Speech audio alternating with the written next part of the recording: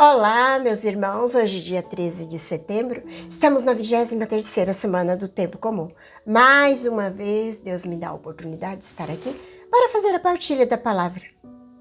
Abrimos nossos corações para acolher a palavra de Deus, deixando que ela vai tocando nossos corações. Que a nossa alma seja alimentada por esse alimento da palavra de Deus.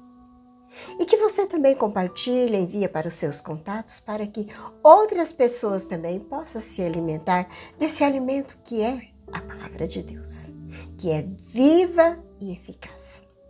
O Evangelho hoje está em São Lucas 6, de 43 a 49. E assim nós já pedimos que a Santíssima Trindade, Pai, Filho e Espírito Santo, já vai nos abençoando, o Senhor que já se faz presente no meio de nós. E assim nós rezemos pedindo que o Espírito Santo venha em socorro das nossas necessidades. Vem, Espírito Santo, iluminar meu coração para que eu possa ver as coisas que são de Deus. Vem, Espírito Santo, sobre a minha mente para que eu possa compreender e entender aquilo que é de Deus. Vem, Espírito Santo, sobre a minha alma. Santifica tudo que eu penso, falo e faço. Que tudo seja para a glória de Deus. Amém. Vamos então acolher a Santa Palavra de Deus, o Evangelho. Naquele tempo, disse Jesus aos seus discípulos: Não existe árvore boa que dê frutos ruins, nem árvore ruim que dê frutos bons. Toda árvore é reconhecida pelos seus frutos. Não se conhece figo de espinheiro e nem uvas de plantas espinhosas. O homem bom tira a coisa boa do seu bom tesouro do seu coração. Mas o homem mau tira a coisa más do seu mau tesouro, pois a boca fala do que o coração está cheio. Porque me chama Senhor, Senhor, mas não fazeis o que eu digo? Vou mostrar-vos com que parece todo aquele que vem a mim, ouve as minhas palavras e as não põe em prática. É semelhante um homem que construiu uma casa, cavou fundo, colocou o alicerce sobre a rocha. Veio a enchente, as torrentes deu contra a casa, mas não conseguiu derrubá-la. Porque estava bem construída.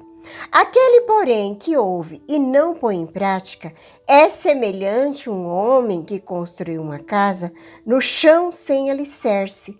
A torrente deu contra a casa e ela imediatamente desabou, e foi grande a ruína dessa casa. Palavra da salvação. Glória a vós, Senhor. A liturgia da igreja hoje traz para nós no Evangelho de São Lucas, do capítulo 6, do versículo 43 até o 49. Jesus fala a partir da imagem da árvore frutífera e da árvore infrutífera, do bom e do mau tesouro do coração.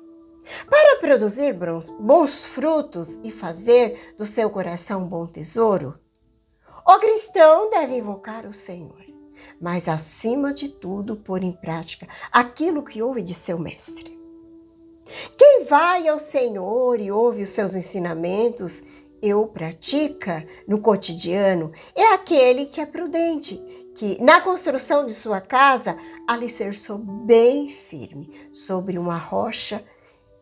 Por isso que hoje também o Senhor nos chama que nós fixemos também o nosso coração, a nossa mente nessa palavra, na palavra do Senhor.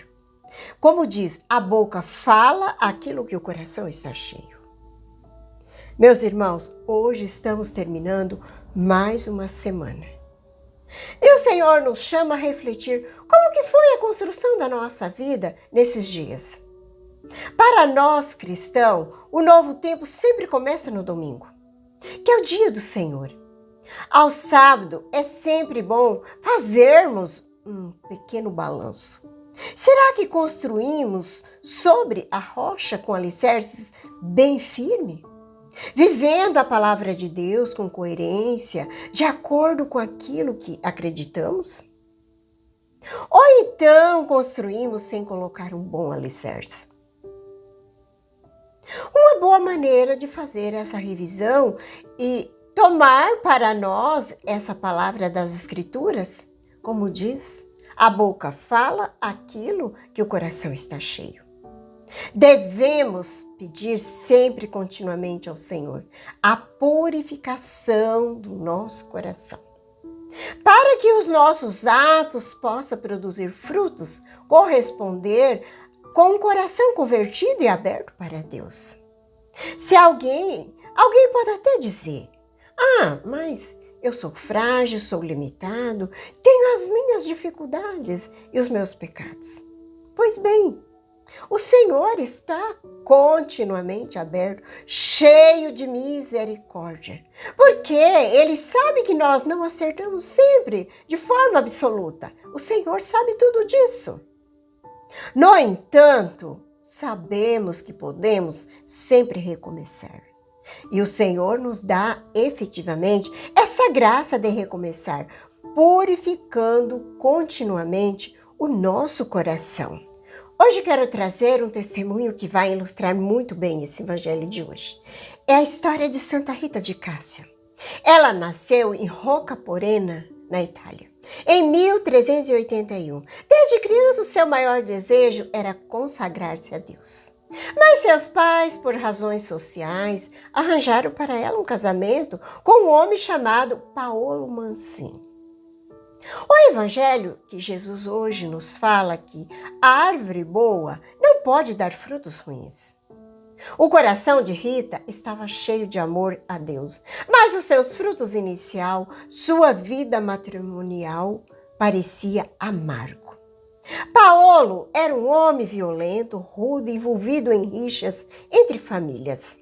Durante 18 longos anos, Rita suportou humildemente o seu matrimônio, respondendo à agressividade com paciência, os gritos com silêncio orante e o ódio com um amor perseverante.